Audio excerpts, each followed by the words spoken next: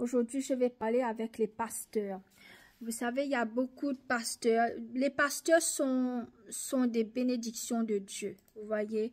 Et non, ce qui se passe, c'est que Dieu a élevé des pasteurs pour qu'ils prennent soin de son brebis, c'est-à-dire les congrégations, les sœurs, les frères. Mais il y a beaucoup de bons pasteurs, des pasteurs qui sont des grands men of God, vous voyez, des pasteurs qui sont vraiment, vraiment bons dans la présence de Dieu. Mais il y a des pasteurs qui aiment humilier la congrégation, qui est jalouse de leur propre pasteur et de leur congrégation, qui disent qu'ils ne sont pas disciplinés, qui critiquent la congrégation. Il y a des pasteurs qui font tant de mal à quelqu'un ou des gens dans l'église que les personnes doivent quitter l'église et partir. Ils blessent les chrétiens. Alors, les pasteurs qui sont comme ça, il y a un grand jugement contre vous. Parce que moi-même, j'ai dû quitter l'église. Pourquoi? Parce que j'ai fait tout. J'ai aidé le pasteur, on a grandi l'église, j'ai fait beaucoup de choses pour l'église. Mais là, quand il voit que c'est-à-dire le cadeau que Dieu m'a donné est très grand, à ce moment-là, il commence à être jaloux. Il m'a même poussé. Il a fait tout pour que je quitte l'église.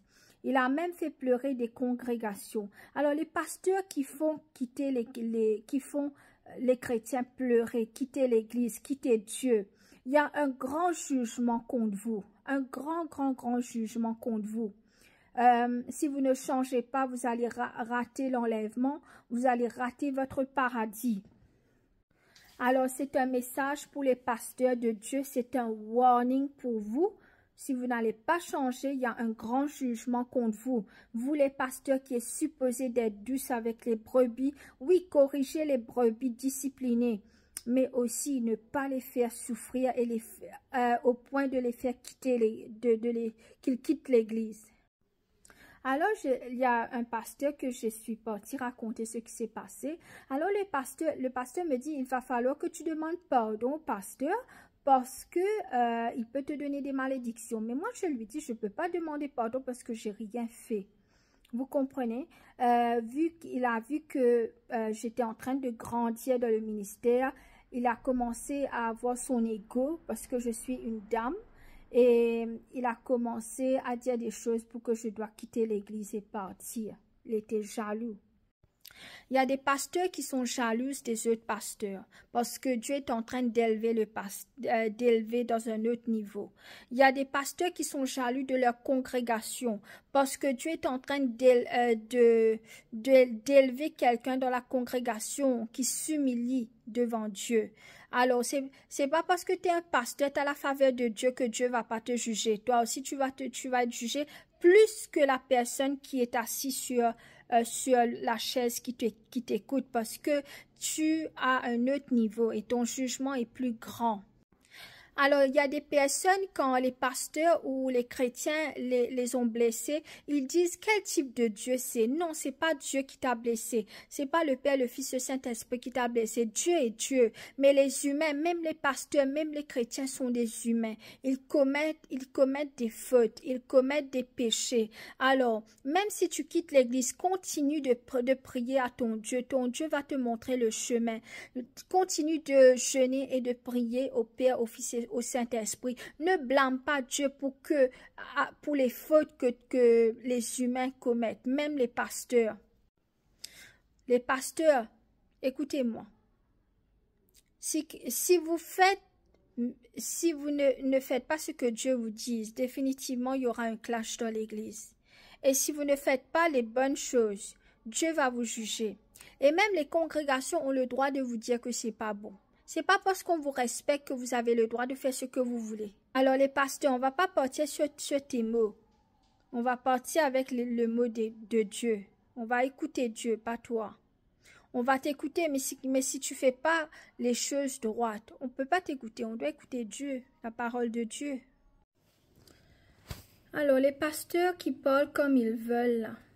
Il y a un grand jugement contre vous. Les pasteurs qui blessent la congrégation, qui blessent les personnes dans des églises et les personnes doivent quitter l'église. Il y a un grand jugement contre vous. prenez garde. Alors, les pasteurs qui mentent, les pasteurs qui font des adultères, commettent des adultères, les pasteurs qui prennent la gloire de Dieu pour eux, tout est inclus dedans. Vous aurez un grand jugement. Alors, il y a beaucoup de pasteurs qui sont en train de jouer avec les travaux de Dieu. Alors, faites attention. Dieu va se décider contre vous. Bon, beaucoup de gens vont dire, qui es-tu? Tu es en train de parler avec les pasteurs comme ça. Va demander Dieu qui je suis. Il va te dire. Alors, les pasteurs qui travaillent pour le monde, qui ne fait pas ce que Dieu est en train de vous dire, repentez. Est-ce que c'est le temps pour qu'un chrétien vous dise de vous repentir? Au contraire, c'est vous qui devriez aller sauver les âmes pour Dieu. C'est pas l'heure. Et c'est pas pour tous les pasteurs. Il y a des pasteurs qui sont vraiment dans the will of God. Ils sont vraiment dans la corité avec Dieu. C'est pas pour eux. Dieu vous bénit. Alors, les pasteurs, vous donnez une mauvaise image à Dieu, le Père, le Fils et le Saint-Esprit, par votre attitude. Comment vous faites les gens de votre église quitter l'église et partir. Vous faites Dieu avoir une mauvaise image. Tout comme Satan. Satan a querellé avec Dieu, veut prendre sa place depuis le début. Vous les pasteurs, vous êtes en train de gâter l'image de Dieu. C'est ça que vous faites quand vous faites les gens, vous blessez les gens et tout. Un secret pour les pasteurs, pour un bon pasteur, c'est de rester humble au pied de Dieu, devant son trône. Alors, j'ai eu des personnes, surtout des hommes qui me disent, oui, les femmes ne doivent pas prêcher. Toi, homme, tu ne te commets pas à Dieu. Tu ne veux pas prêcher, tu ne veux pas faire le travail de Dieu. Et tu es contre les femmes qui font le travail de Dieu. J'ai même un pasteur qui m'a dit, oui, parce que tu prêches dans mon église, les gens ne me donnent plus les donations, les tithes, les offerings. Alors, qu'est-ce qui est plus important? Que je prêche la parole de Dieu ou que tu reçois l'argent? Vous savez, quand je prêchais auparavant, j'ai aussi eu des hommes pasteurs qui m'ont accusé faussement parce que je prêchais. Des hommes pasteurs, je te dis là. Alors, maintenant, beaucoup d'églises sont malades. Les pasteurs sont comme un médecin. Si le médecin n'est pas expériencé, n'a pas d'expérience, les personnes vont mourir. Alors, un pasteur, s'il ne se consacre pas avec Dieu, il ne demande pas ce que Dieu veut, il va perdre les brebis. Tu comprends? Et si le pasteur ne peut pas faire le travail correctement, définitivement, les gens vont partir. Mais maintenant, les églises sont malades. Les pasteurs ne se consacrent pas. Pas tous les pasteurs. Il y en a. Et à ce moment-là, si tu veux aussi ouvrir une église, il va falloir que tu demandes Dieu si tu dois ouvrir l'église. Ne pas ouvrir l'église, c'est quand tu veux, tu refermes l'église. Quand tu veux, tu ouvres l'église. Comme ça, on va perdre des âmes. Tu vois, il y a des gens qui vont partir et dire qu'est-ce qui se passe, l'église est fermée. Alors, un pasteur ne peut pas se décider quand il veut fermer l'église, quand il veut ouvrir l'église. Ça, non, c'est pas à vous de décider ça. Il y avait un pasteur qui me dit qu'il va fermer une église. J'ai dit de ne pas fermer l'église. Ensuite, j'ai dit si Dieu vous dit de fermer l'église à ce moment-là, c'est la volonté de Dieu. Il me dit non, Dieu ne m'a pas dit de fermer l'église, c'est moi qui décide de fermer l'église. Mais qui es-tu de décider quand tu vas fermer l'église, quand tu vas laisser l'église ouverte? Vous savez, j'étais même partie dans une église à 4 bonnes un jour. Et moi, je ne dis pas aux personnes que je suis pasteur. J'aime rentrer observer. Et là, je me suis assis devant. Et là, la personne, une dame et un homme, très fiers, tu sais, les trucs, personnes qui sont fières, tu vois. La dame vient avec moi et il dit, tu sais, c'est moi et mon mari qui s'assoient devant ici. Tu dois t'asseoir derrière. Alors, je n'ai rien dit parce que c'était dans l'église. Je me suis assis à l'arrière.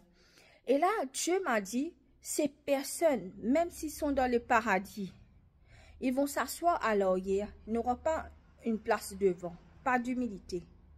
Vous savez, un jour, je suis partie, j'étais à l'extérieur, pas dans mon pays, j'étais dans une église. Là, j'ai mis un peu de rouge à lèvres, je m'habille, très représentable, hein? Alors, dans cette église, tu ne peux pas mettre de rouge à lèvres, tu ne peux pas mettre de déodorant, tu ne peux pas boire café, tu ne peux pas, te laver avec des savonnettes. Mais moi, je fais ça parce que tu dois être propre en tant qu'un chrétien. Et là, le pasteur a dit à un autre pasteur, la dame dit, oui, il y a des femmes qui viennent dans cette église, elle met des rouges à lèvres, elle est en train de séduire les hommes. Mais les hommes vont être séduits s'ils sont malades dans leur tête. Tu comprends? Et là, le pasteur m'a fait quitter l'église parce que je mets des rouges à lèvres et je bois du café.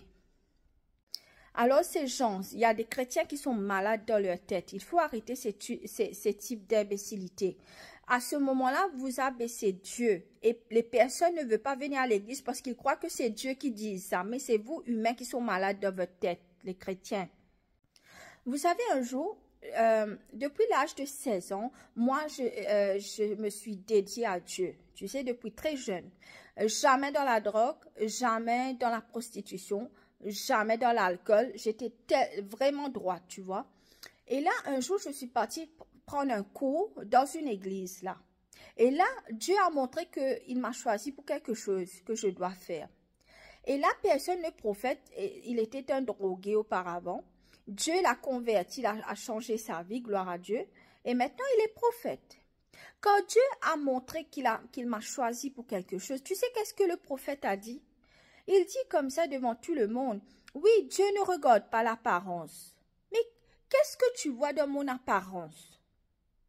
Moi, je me suis dédiée depuis l'âge de 16 ans. Tu comprends? Il y a des gens dans l'église qui n'aiment pas que Dieu élève quelqu'un qui s'assoit dans l'église pour devenir ce qu'il doit venir. Et Dieu va retirer votre pouvoir, votre anointing qu'il vous a donné. Tu sais quoi? Une fois, je suis partie à l'église. Plusieurs fois, quand je pars à l'église, il y a une dame qui dit, oui, une femme qui est belle, elle vient dans l'église, elle séduit les hommes. Alors, quand tu es une chrétienne, tu peux pas être belle? Tu vois, ensuite, elle dit, oui, tu sais, il y a des personnes, oui, je crois dans l'esprit des sirènes, mais pas toutes les belles femmes qui viennent à l'église qui est chrétienne a des esprits de sirènes. Il y a des belles femmes qui viennent pour prier. Alors, si tu es belle, tu n'as pas le droit d'être chrétien. Il y a des beaux hommes, il y a des belles femmes qui sont chrétiennes. Et là, quand toi, tu es censé, tu chasses les démons, je crois qu'il faut chasser les démons. Mais tu chasses pas les démons avec quelqu'un qui n'a pas de démons. Tu inventes. Reste dans la prière avec Dieu. Consacre-toi. À ce moment-là, tu vas voir qui a vraiment des démons, qui Dieu a choisi. Les chrétiens, vous êtes malades dans votre tête. Allez consacrer à Dieu avant de prendre le ministère de Dieu.